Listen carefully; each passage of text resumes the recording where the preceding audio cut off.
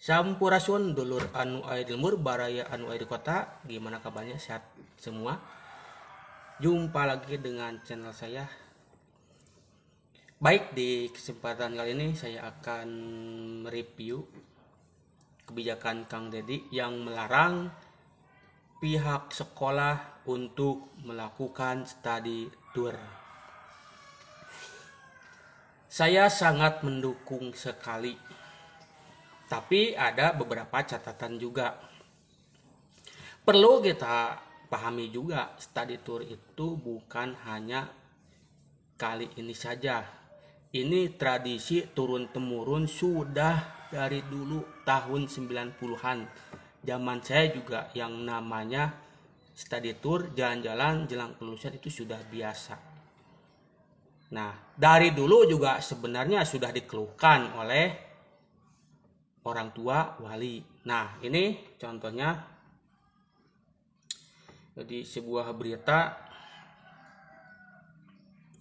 banyak dikeluhkan orang tua, study tour anak sekolah sebaiknya dihapuskan saja. Nah, ini dicoba dilihat beritanya.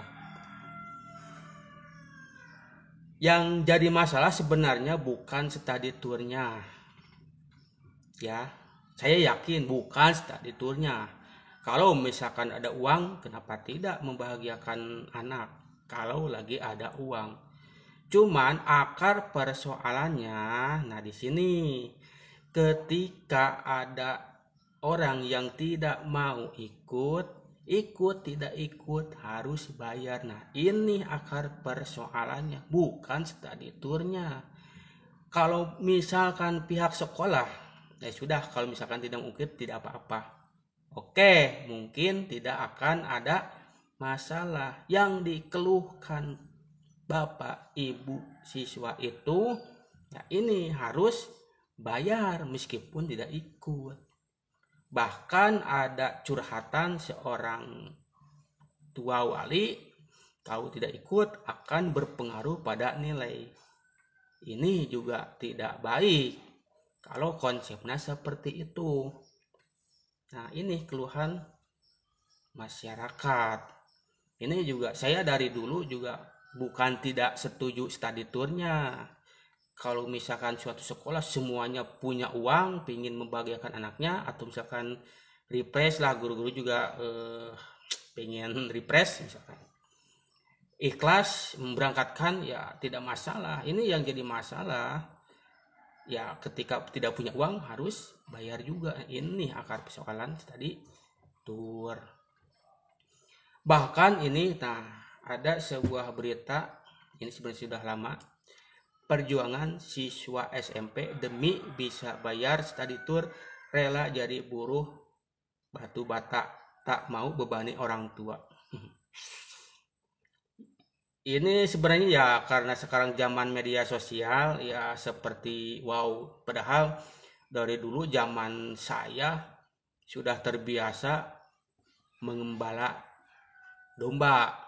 Ketika mau kelulusan tidak perlu minta kepada orang tua, jual saja domba. Saya pun alhamdulillah tidak punya tunggakan karena dulu memang masih suka piara domba.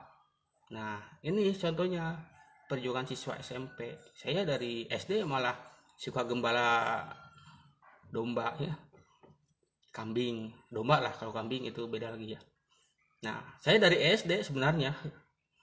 Bahkan kuli bikin batu bata juga pernah. Itu saya perjuangan dulu waktu sekolah. Ya meskipun ya tetap orang tua juga berperan. Saya hanya tidak ingin terlalu membebankan. Nah, ini. Nah, terus terbitlah ini.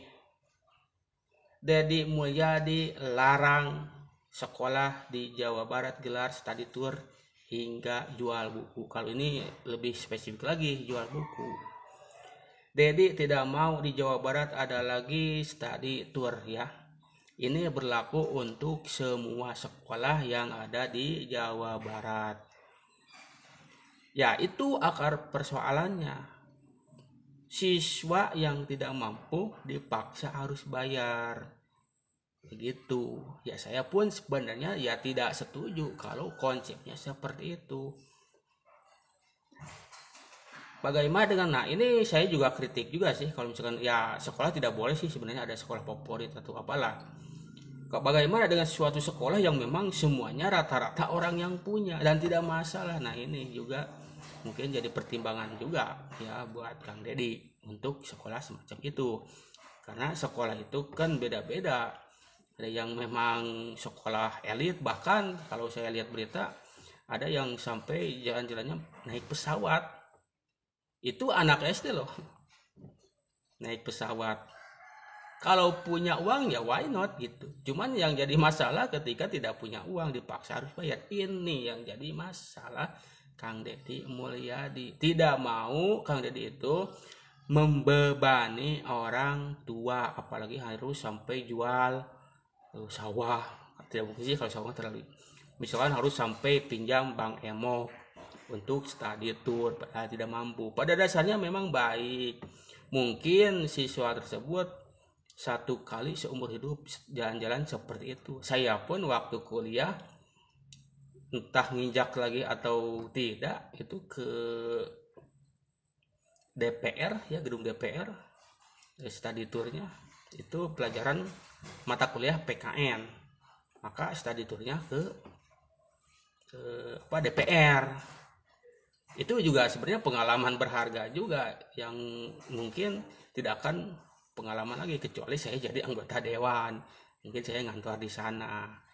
Memang itu sebenarnya pengalaman yang berharga, mungkin satu kali dalam seumur hidup, tapi kan banyak menimbulkan permasalahan. Makanya Kang Dedi di sini mau tidak mau, suka tidak suka, aturan ini harus ditegakkan.